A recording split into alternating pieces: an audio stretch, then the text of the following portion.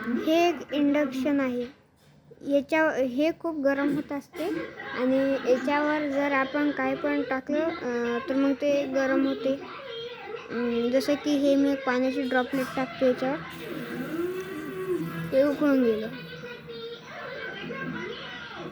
तर मग याला पॉवर भेटते 240 वोल्ट बोर्ड, त्याच्यामध्ये एक charger adapter, 5 volt alternative current. मग याच्यात ही जी चिप आहे, ही चिप म्हणजे अशी दिसते आतून, याच्या खालून ही चिप अशी दिसते.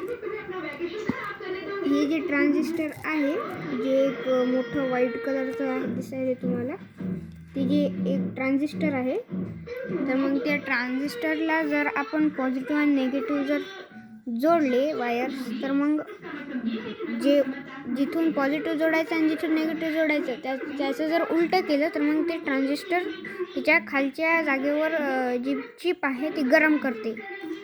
तर मग चिप गरम झाल्यामुळे हे जे कंडक्शन होते याच्यातून इंडक्शन होते, ज्याच्यामुळे हे खूप गरम होते.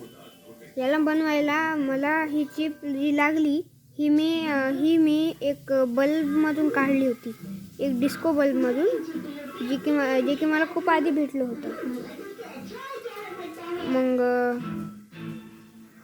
ही जेव्हा खूप गरम व्हायला लागली, जेव्हा मी ते एक्सपेरिमेंट केलं, त्याच्यावर मी आधी ड्रॉपलेट टाकायच्या आधी हात लावून पाहिलं होतं एक दिवशी.